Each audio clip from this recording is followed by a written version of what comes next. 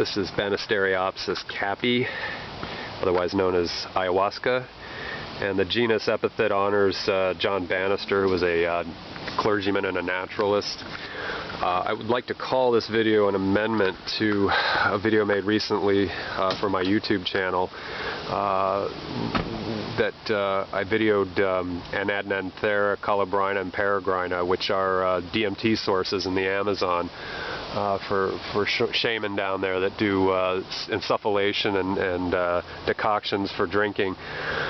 This plant is an important part of that because this is the thing that facilitates the activation of DMT orally. Your mouth, your saliva contains MAO, or monoamine oxidase. This contains pretty strong monoamine oxidase inhibitors. Those constituents in this plant are harmine, harmaline, and tetrahydroharmine, which are beta-carboline and harmala alkaloids.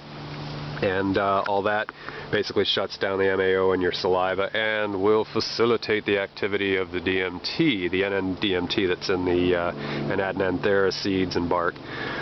So this weighs in as a sort of a 50-50 to that plant, which is why I'd like to say this is an amendment to that. And of course, any information I'm giving on this ayahuasca or the Anadnanthera, please research, please know the legality of all those plants and the constituents, the active ingredients in these plants.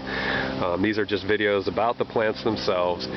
So like I said, do your research, know the legality, and I'll feel much better.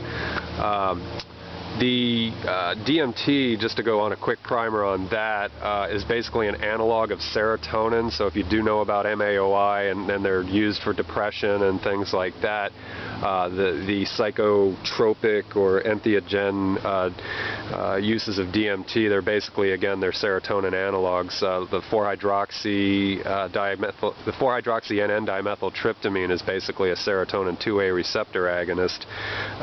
So again, it's very important to have the MAOI on board when consuming that. So, and one thing I found over here, speaking of dimethyltryptamines, this is Desmanthus incanum, which is basically a weed right here, and it's that three-leaf plant right there. There are reports that within the genus Desmanthus, which is in Fabaceous, that there are sources of DMT in the seeds and roots, as possibly could be found in this incanum. So, and oh, this is one of my other little OCD moment. I like these little aurals here. This is Dactyloctenium aegyptum, or crowsfoot grass. It's an invasive from North Africa. But anyway, that's my OCD moment there. Back to ayahuasca. So you see it training here on a large bougainvillea. It will likely get zapped by the winter time, but hopefully not.